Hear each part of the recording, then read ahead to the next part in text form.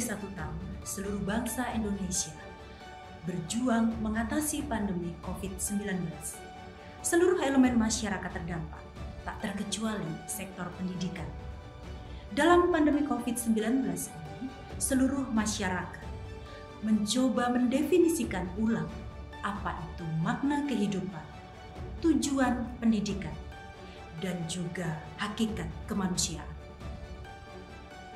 Merespon dampak pandemi COVID yang sampai saat ini belum berakhir, Universitas Gadjah Mada mengambil bagian untuk mengatasi pandemi berikut dampak-dampak yang ditimbulkan. Semua fakultas yang ada di lingkungan Universitas Gadjah Mada mencoba membangun penelitian, pendidikan, dan juga pengabdian kepada masyarakat untuk membantu pemerintah mengatasi pandemi COVID-19. Salah satunya dalam UGM Talks kali ini, kita akan berbincang-bincang dengan Dekan Fakultas Biologi Universitas Gadjah Mada.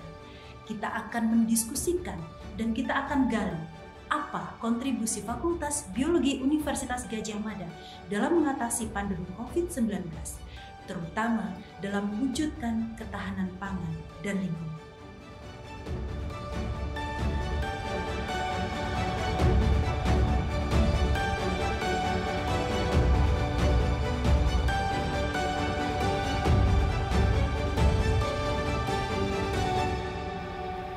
Sahabat UGM Talks, bersama saya telah hadir Dekan Fakultas Biologi Universitas Gadjah Mada, Profesor Dr. Budi Setiadi Daryono, MAG RSC. Dan kesempatan kali ini kita akan berbincang-bincang mengenai ketahanan pangan dan kelestarian lingkungan terkait kontribusinya dalam Sustainable Development Goals. Prof. Budi, apa kabar? Baik, Wipa. Halo sahabat UGM Talks. Iya, Bapak, berbicara tentang pandemi yang sedang melanda bangsa ini, tentu banyak sekali persoalan yang sudah muncul. Pertanyaan saya, Bapak, kontribusi Fakultas Biologi dalam mengatasi pandemi ini, apa saja yang sudah dilakukan? Baik, pandemi ini karena begitu masif ya di awal, kami sedikit agak bingung gitu. Namun tidak panik. Nah, setelah itu kami mengadakan konsolidasi terutama di dalam ya, beberapa pimpinan sambil mendengarkan arahan-arahan dari pimpinan UGM. Dan kita berupaya untuk mencari inovasi serta kreativitas di bidang tentunya Tridharma. Jadi bagaimana kita berinovasi, berkreasi di bidang pendidikan dan pembelajaran supaya tetap proses pembelajaran berlangsung di tengah pandemi. Maka kita dengan PIKA, adanya kehadirannya PIKA, kita mempersiapkan semua dengan pembelajaran jarak jauh atau online. Dan itu terlaksana sampai hari ini dengan sangat baik. Kemudian yang di bidang penelitian juga bagaimana energi kita yang ada semua potensi yang ada di fakultas itu bisa mendukung penyelamatan bangsa ini. Jadi semua riset-riset kita arahkan untuk bisa memitigasi kondisi pandemi ini. Nanti mungkin bisa kita eksplor ya apa saja yang sudah kami lakukan penelitian dan juga demikian juga dengan pengabdian masyarakat. Jadi banyak sekali beberapa kegiatan yang kami arahkan itu untuk membantu saudara-saudara kita karena di tengah pandemi banyak juga yang kesulitan. Sehingga kita harus membantu dengan cepat. Iya, Bapak, kalau kita berbicara tentang fenomena pandemi begitu ya. Ini ada satu kesulitan yang dihadapi oleh seluruh elemen, yaitu kesulitan berinteraksi secara langsung. Bagaimana untuk, tadi Bapak sampaikan, Tridharma Pendidikan salah satunya adalah di pengabdian masyarakat. Betul sekali. Bagaimana Sivitas Akademika Fakultas Biologi melakukan pengabdian masyarakat dengan tantangan menjaga jarak di tengah pandemi seperti ini, Bapak? Betul, ini adalah sesuatu hal yang baru dan tidak mudah di awal. Bagaimana kita bisa langsung terjun menolong masyarakat ya. Terutama kalau kami memang yang awal itu bagaimana masyarakat yang ada di sekeliling UGM yang dulu mungkin konsepnya dikenal dengan inspiring Bulak Sumur urban community itu bisa kita tolong. Nah, salah satunya adalah bagaimana kami segera berkoordinasi dengan ketua atau kepala dusun di Gejayan, karena Gejayan juga termasuk di ring kita. Demikian juga yang ada di Karanguni gitu ya. Nah, sambil kita tetap membawa pembelajaran kepada masyarakat bahwa kita harus tetap melaksanakan itu dengan melaksanakan protap kesehatan. Ini yang awal biasanya. Edukasinya biasanya seperti itu kami lakukan. Jadi kalau nanti kami ada penyuluhan, ada pendampingan dan kegiatan apapun yang di dalam pengabdian masyarakat kita, itu kami selalu mengajak mereka untuk 3T dan juga kita biasanya 3M. Kalau berkerumun juga kita harus tetap menjaga jarak. Nah, ini di awal cukup berhasil karena kami juga memberikan contoh. Jadi yang paling sulit itu kan di diri kita dulu. Nah, ketika tim kita melaksanakan dengan baik, kemudian masyarakat juga mengikuti dengan sangat-sangat kooperatif. Apakah ada inovasi-inovasi khusus Bapak yang dilakukan oleh Sivitas Akademika di Fakultas Biologi? Ya, ada beberapa. Tadi di bidang pembelajaran, kami kemudian di tengah pandemi yang sulit, memang Bu Iva, ada beberapa hal yang justru kami syukuri. Ya, di tengah pandemi yang memang sulit. Yang pertama adalah di tengah pandemi pada tanggal 20 Mei itu kami menerima akreditasi unggul dari Kemendikbud yang merupakan akreditasi unggul prodi di bidang biologi pertama di Indonesia karena kami kebetulan tahun 2018 sudah terakreditasi ASIIN. Nah, ini juga menambah vitamin ya, energi bagi kita. Semangat. Nah, kemudian di bulan Mei akhir kami menghasilkan 4 platform untuk pembelajaran untuk masyarakat juga. Nah, ini juga dalam rangka mendukung MBKM ya, Merdeka Belajar di Kampus Merdeka. Ada yang namanya yang pertama itu adalah biolectures. Ya, jadi biolecture itu basisnya di laboratorium. Saya meminta semua kepala laboratorium dan anggota laboratorium untuk menjadi suluh bagi masyarakat. Jadi semua bidang keilmuannya mereka nyampaikan secara online. Itu ada biolectures. Yang kedua adalah biotalks. Nah, biotalk ini agak berbeda dengan biolectures karena dia platformnya bagaimana yang terkini, misalnya pada bulan Juni itu kita membahas tentang bagaimana kita menghadapi kondisi pandemi baik secara keilmuan bidang virologi misalnya saya waktu itu, dan juga kita mengundang beberapa alumni yang menjadi pelaku usaha, ada yang di pariwisata, kemudian ada yang di pelaku bisnis. Kita membicarakan, mengedukasi internal dan juga karena itu konsumsi untuk masyarakat luas, jadi sampai ribuan viewernya. Nah, kemudian yang ketiga itu ada yang namanya ngobras, ngobrol asik dan santai. Nah, itu juga sama, bagaimana memaintain tadi semangat, kemudian apa namanya mereka tetap bergembira, berbahagia di tengah pandemi, optimis. Nah, ini adalah ada di ngobras. Nah, sedangkan yang terakhir itu kami ada platform yang keempat adalah ngobrol bersama alumni. Nah, jadi alumni juga kita undang, ya terutama ada yang fresh, ada yang sudah memang mungkin di middle, dan juga ada yang sudah dia memiliki posisi yang sangat penting gitu. Nah, ini untuk berbagi di tengah pandemi. Tidak lupa juga kita kadang-kadang lucu-lucuan lah, kita membuat lagu, membuat puisi ya untuk semuanya, untuk membangkitkan di tengah pandemi semangat, kemudian sehat dan bahagia itu harus tetap ada. Betul. Ini satu hal yang menarik Pak Budi, karena seperti kita ketahui bersama, ilmu biologi itu adalah basic science, bukan applied science. Tetapi kemudian di tangan Pak Budi dan teman-teman di Fakultas Biologi, ilmu biologi itu kemudian dibawa menjadi sesuatu yang menarik dengan platform tadi yang sudah Bapak sampaikan.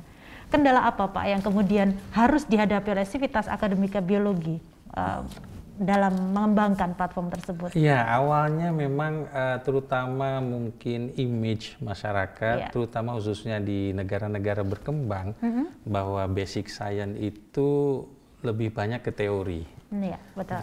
Sedangkan kita melihat ilmu begitu dinamis, terutama di negara-negara maju, ilmu biologi masuk ke dalam life sciences, di mana life sciences itu banyak sekali tantangan untuk bisa mengatasi kesulitan-kesulitan real di masyarakat khususnya, baik masyarakat industri maupun masyarakat umum. Nah, ini yang menantang bagi kami. Sebagai contoh misalnya, ketika kami tadi melakukan riset dan juga pengabdian masyarakat di sekitar UGM, contoh yang ada di Dusun Gejayan, mereka mengeluh karena dia suburban, penduduknya padat, kemudian banyak sekali limbah, terutama sampah organik ya. Nah, kemudian kita coba pendekatan yang paling sederhana dari biologi menggunakan agensia biologi. Nah, contohnya black solders ya. Jadi ada lalat yang memang khusus bisa mendegradasi sampah-sampah itu yang tadinya menjadi problem di masyarakat menjadi pupuk organik cair. Kemudian beberapa sampah dari daun-dedaunan kita kemudian gunakan beberapa agensia mikrobia, kemudian berubah menjadi kompos. Dan bermanfaat. Dan bermanfaat langsung kepada masyarakat. Padahal di tengah pandemi ya kita mengetahui bahwa masyarakat sendiri kan penghasilannya juga ada beberapa yang turun. Iya, betul. Ditambah problem tadi ada sampah, dan kemudian kita berupaya mencarikan hal yang sangat simpel, aplikatif, tepat guna, dan mereka bisa mengatasi itu. Artinya benar-benar ada usaha untuk merubah basic science itu menjadi sesuatu yang bisa diaplikasikan langsung kepada masyarakat dan bisa dirasakan. Betul sekali Bu Iva. Ini tantangan kami, terutama tantangan bagi kita menghadapi abad ke-21 yang salah satu problem utamanya selain tadi lingkungan, terutama masalah sampah ya, juga masalah sampah plastik ini juga kami tetap masih berusaha. Selain itu juga energi. Nah, di biologi kita sudah ada terobosan-terobosan bagaimana memanfaatkan mikroalgae ya kita untuk menjadi energi alternatif ke depan, energi hijau yang itu renewable. Jadi menarik sekali Bapak ngobrolin tentang bagaimana peranan Fakultas Biologi. Sekarang kita beralih kalau kita berbicara tentang ketahanan pangan, Bapak. Nah, berbicara tentang ketahanan pangan, bagaimana bangsa Indonesia bisa tetap survive di tengah segala macam situasi seperti ini. Tentu saja para saintis biologi diperlukan untuk bisa mengembangkan inovasi-inovasi ilmiah gitu ya. Bagaimana supaya kita bisa tetap bertahan dan tidak tergantung dari negara-negara lain. Hal-hal apa saja Pak berkaitan dengan itu yang sudah dilakukan? Ya, cukup banyak. Yang paling mudah mungkin yang saya lakukan adalah bagaimana negara ini, bangsa ini tidak mengimpor benih. Saya banyak menghasilkan, ada kurang lebih 17 varietas yang telah kami buat, telah kami hasilkan.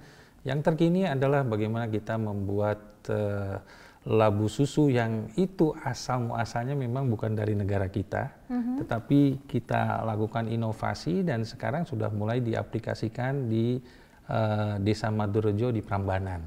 Nah, mereka sudah bisa menghasilkan benih sendiri dengan bimbingan kita selama 2-3 tahun, dan mereka sudah bisa menghasilkan, memproduksi labu susunya. Yang menarik bahwa ternyata ibu-ibunya, nah ibu-ibu ini kekuatan Handa, mereka bisa mengolah labu susu yang istilahnya below standar, yang tidak memenuhi market itu menjadi berbagai produk makanan. Ada kue tiaw, kemudian ada bolu, ada nogosari, ada kurang lebih 5 jenis makanan, dan itu bisa dijual oleh mereka untuk mendapatkan tambahan penghasilan. Itu kemudian kawan saya itu Pak Dr. Bambang Retnoaji berhasil juga mengatasi permasalahan pangan hewani. Salah satu yang beliau hasilkan adalah bagaimana sekarang budidaya wader tidak tergantung lagi di alam, karena di alam itu dia memijahnya hanya 1 kali dalam 1 tahun. Tapi dengan teknologi rekayasa reproduksi yang kami kembangkan di Fakultas Biologi sekarang paling tidak bisa menghasilkan 3-4 kali pemijahan ikan wader dalam 1 tahun. Nah, sehingga ini akan banyak menghasilkan protein-protein hewani. Nah, kami sendiri kemarin di Gejayan selain menghasilkan inovasi pembuatan kolam pot ya, karena selama ini kolam potnya memang tidak ideal dan sekarang sudah dipatenkan kolam potnya itu. Kami mendampingi bagaimana budidaya lele ini dipadukan dengan pengolahan limbah organik khususnya dari dapur. yang biasa dibuang itu kemudian kita buat menjadi pakan ternak alternatif supaya bisa dikonsumsi oleh lele, kemudian lelenya nanti dipanen, sebagian ada yang dijual karena kalau di Gejayan itu kan banyak restoran, banyak ini sehingga tidak sulit mereka menjualnya. Dan di dalam pot itu juga kami coba Bu Iva untuk menanam kangkung. Saya kira ini umum, tetapi kami memang ada metode khusus sehingga kangkungnya juga bisa sekaligus untuk dikonsumsi sendiri dan juga untuk dijual. Yang ketiga adalah pekarangan sempit mereka. Nah, mereka kan punya pekarangan tapi sempit. Nah, kemudian kami cobalah dengan beberapa produk yang sudah ada kelengkeng. Kemarin sudah berhasil dipanen ya, karena kita membimbing kelengkeng di Dusun Gejayan itu sejak tahun 2015. Jadi sudah 5-6 tahun pengabdian pemberdayaan masyarakat kita, itu semua hasil riset. Jadi dari riset ini kita gunakan untuk pendidikan dan pembelajaran melalui MBKM. Sekarang adik-adik sudah terbiasa berinteraksi dengan masyarakat, menolong masyarakat. Kemudian yang kedua adalah juga untuk menjadi bahan dan metode pada saat kita pengabdian kepada masyarakat. Jadi menarik memang dari riset kemudian ke pembelajaran dan juga ke pengabdian masyarakat. Ya, sangat menarik Bapak, karena terkadang kita hanya memahami para saintis itu berkecimpung di laboratorium yang kemudian nanti hasil penelitiannya tersimpan dengan rapi di rak perpustakaan gitu ya. Tetapi ternyata Fakultas Biologi UGM bisa mentransfer segala macam hasil penelitian itu tadi yang kemudian bisa diaplikasikan ke masyarakat sekitar dan itu langsung bisa dirasakan oleh masyarakat. Nah, kembali tadi kalau kita berbicara masalah platform yang sudah dihasilkan oleh Fakultas Biologi. Pada waktu Fakultas Biologi mengembangkan platform tersebut, apakah memang latar belakang pengembangan itu untuk diseminasi pengetahuan, menyebarkan pengetahuan ke masyarakat, atau hanya untuk mengatasi pandemi yang kita berjarak dengan mahasiswa, Pak? Ini justru blended. Blended, menarik ya. Jadi memang sebelum pandemi kami memang punya platform bahwa kita ini menjadi salah satu sumber ilmu pengetahuan, menjadi suluh lah. Jadi karena kita ada di universitas, di perguruan tinggi, maka kita harus bisa mencerahkan. Baik itu masyarakat di akademi sendiri, mahasiswa, termasuk juga tenaga kependidikan dan alumni, maupun masyarakat umum yang ada di sekitar kita dan di seluruh Indonesia serta dunia kalau bisa. Nah, ini menarik karena justru dengan adanya pandemi seperti tadi saya sampaikan, mungkin ini juga hampir sama ya kondisi yang di tempat lain. Kami dosen-dosen yang terbiasa dengan pembelajaran langsung, luring, kemudian dihadapkan pada kondisi yang mau tidak mau, awalnya memang meskipun PIKA ya sudah banyak membantu bagaimana MOOC itu pembelajaran jarak jauh dilakukan. Tapi triggernya ketika ada pandemi, kami bisa melaksanakan dengan sempurna itu. Artinya dengan sempurna itu hampir 100% saya kira semua dosen sekarang menggunakan. Padahal sebelumnya itu agak sulit. Betul, Pak. Meskipun sudah dikasih contoh. Nah, inilah yang kemudian Bu Iva dan sahabat UGM Talk yang saya hormati, ini yang Engkel ini justru menjadi momentum bagaimana tadi ada 4 platform untuk masyarakat luas yang bisa kami kembangkan. Dan sampai hari ini Bu Iva, sudah yang Biotalk sudah yang ke-13, Biolector sudah yang ke-13, Ngobras-Ngobral mungkin sekitar yang 9, yang ke-10. Artinya hampir setiap bulan kami menyampaikan ini untuk konsumsi baik akademisi di kalangan sendiri maupun untuk masyarakat. Padahal kalau tidak ada pandemi, mungkin juga kami tidak semudah sekarang di dalam mendeliverinya informasi pengetahuan itu untuk masyarakat. Disitulah letak bagaimana kita ini sebagai akademisi ya Pak ya, kemudian ditantang untuk keluar dari persoalan-persoalan yang membelenggu pada waktu pandemi itu ada gitu ya, lalu kemudian menjadi berinovasi.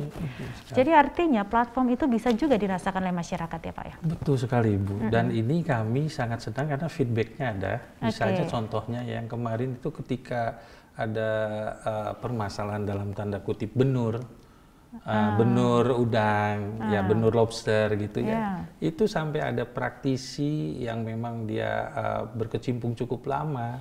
Kemudian ada alumni yang menjadi risetnya di lobster juga yang ada di Gondol Bali, dan juga kebetulan kita memiliki satu dosen yang risetnya sudah cukup lama. Kemudian kita blended.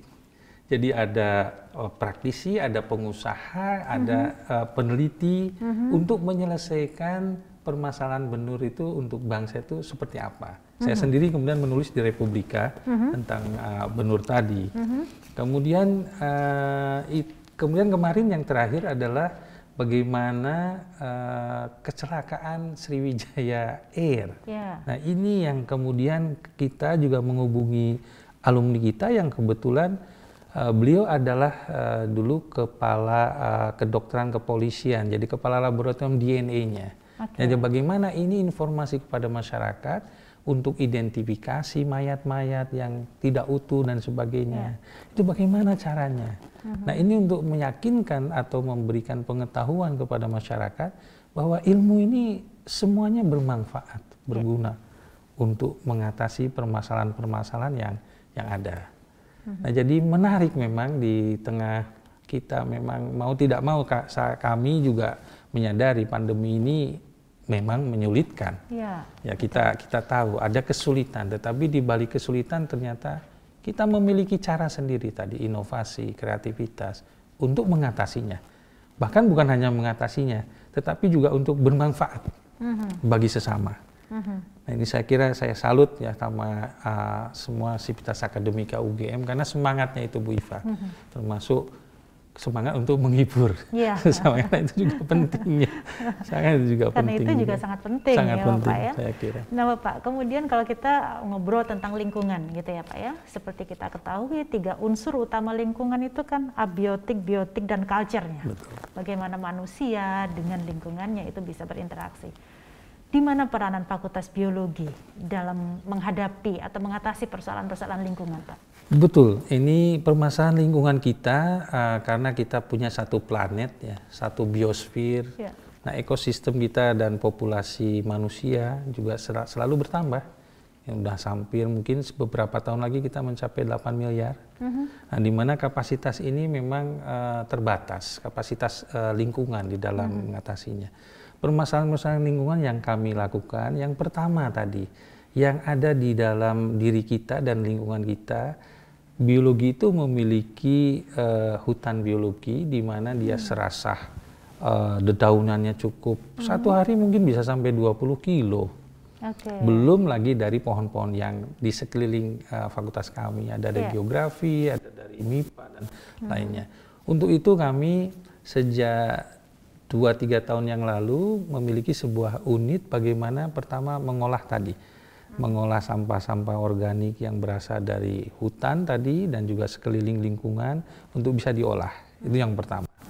Kemudian sekarang kita bersyukur karena ada produk namanya Bioverti, kita memproduksi itu sebagai pupuk kompos dan juga pupuk organik cair. Nah itu sudah dijual di Biomat kita. Produksi dari Fakultas Biologi. Dari Fakultas Biologi. Dan itu bisa digunakan untuk umum. Jadi umum banyak yang juga yang memanfaatkan pupuk kompos dan pupuk organik cair dari limbah tadi. Dari hutan biologi dan juga dari beberapa laboratorium.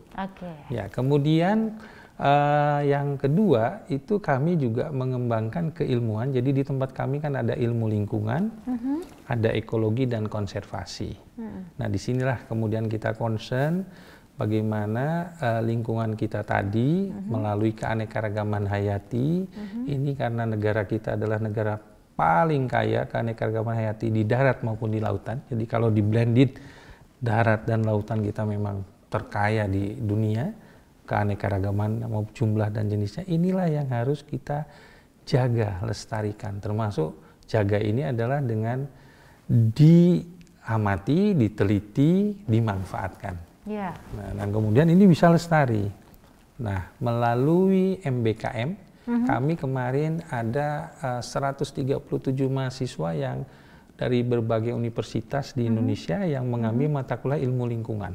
Jadi mata kuliah ilmu lingkungan termasuk yang dibuka untuk program MBKM melalui program kalau tidak salah apa namanya Permata Sakti Nusantara ya, ada melalui itu.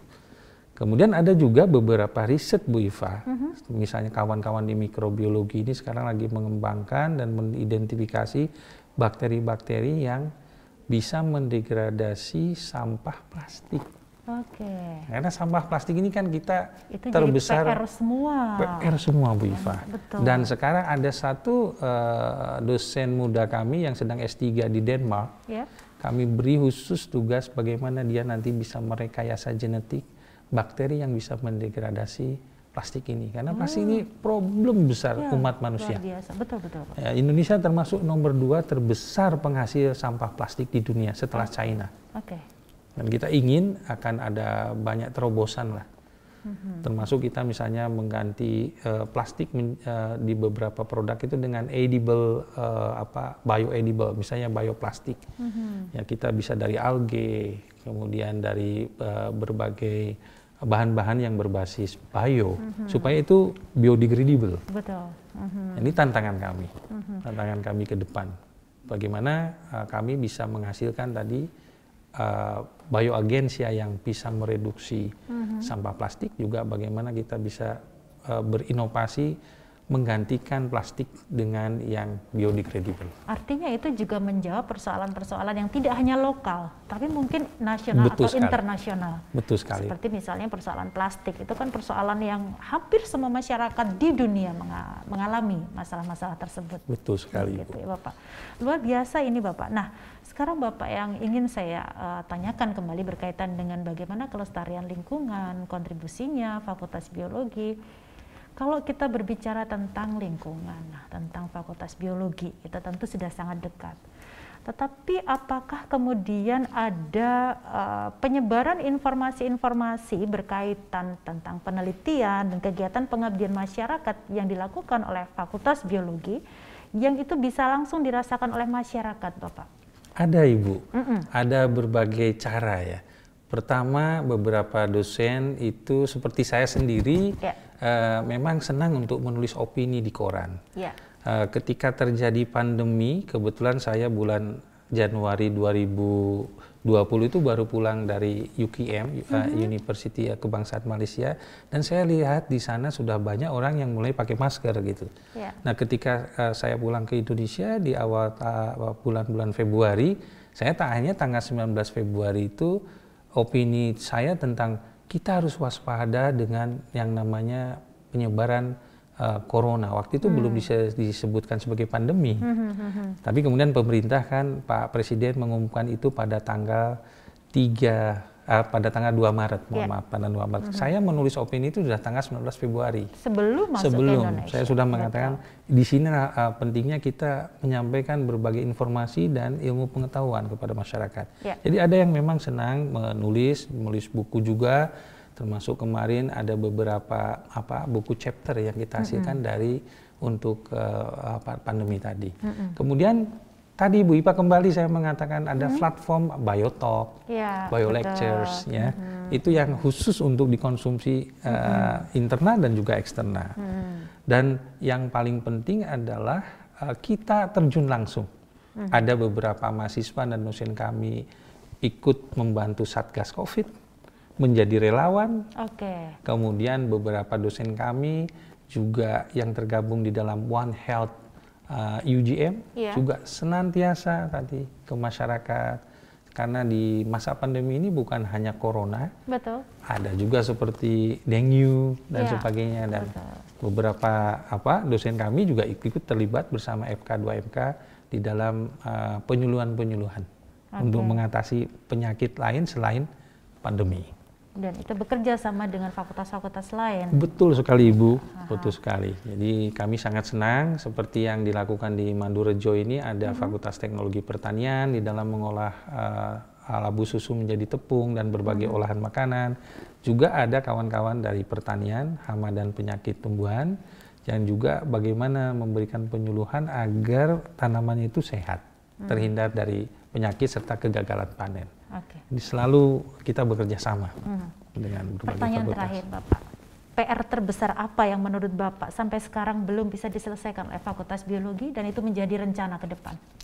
Yang pertama adalah bagaimana kita berkontribusi yang lebih real di masyarakat. Karena ilmu itu sebetulnya apapun ilmunya harus terlihat langsung dampaknya, baik sebagai sumber ilmu pengetahuan ke depan dan juga yang paling penting adalah bermanfaat bagi masyarakat sekelilingnya. Itu tantangan terbesar kami. Jadi kami harus tetap memotivasi dosen-dosen kami, sivitas akademika kami, termasuk Tendik, untuk senantiasa mari kita berkontribusi. Banyak yang bisa kita lakukan. Karena biologi juga punya banyak media seperti museum. Nah, Ibu juga tahu. Nah, itu sebagai sarana pendidikan kita, sarana informasi dan edukasi kita kepada masyarakat. Jadi ada banyak sarana. Kemudian yang kedua adalah pengembangan SDM. Ya, SDM ini sangat penting, baik Tendik maupun terutama dosen di dalam pengembangan ilmu ke depan. Oleh karena ini juga beberapa dosen muda sudah mulai tadi kami proyeksi, ada yang di Oxford sekarang, yaitu juga tentang konservasi dan pelestarian lingkungan itu, Mas Jamal ya. Mudah-mudahan saya kira setahun lagi sudah selesai. Dan ada beberapa dosen kami yang kami prioritaskan ilmu frontier biologi, misalnya ya exobiology, biologi ruang angkasa. Ini juga harus menjadi perhatian kita. Itu menarik. Karena bumi hanya satu, bila sudah melebihi populasinya 10 miliar, kita harus mulai memikirkan ke depan mau seperti apa bumi ini. Dan yang ini yang paling penting, mari bumi yang satu ini yang masih kita tinggal, kita jaga, kita lestarikan. Oke Bapak, closing statement sebelum kita akhiri diskusi kita kali ini, silakan. Baik, sahabat UGM Talk, kita tahu pandemi masih menyertai kita, namun semangat berkarya, berinovasi, dan bersinergi tidak boleh sampai kemudian mengekang kita karena pandemi. Mari kita jaga, kita rawat lingkungan kita, bumi kita untuk kesejahteraan umat manusia. Bayam berbiji di pinggir kali, salam lestari dari Fakultas Biologi. Terima kasih. Oke, menarik sekali diskusi kita pada kesempatan kali ini, Bapak. Terima kasih atas obrolannya. Salam untuk teman-teman di Fakultas Biologi. Terima kasih Bu Iva. Ya. Sahabat UGM Talks, menarik sekali obrolan kita dengan Pak Budi Setiadi Daryono. Dan satu hal yang ingin saya sampaikan dari apa yang sudah didiskusikan tadi adalah bahwa ilmu pengetahuan, apapun itu ilmunya, substansinya adalah bagaimana ilmu itu bisa bermanfaat bagi masyarakat dan bisa dirasakan keberadaannya oleh masyarakat. Terima kasih telah mengikuti perbincangan UGM Talk kali ini dan kita ketemu lagi dalam perbincangan UGM Talks berikutnya.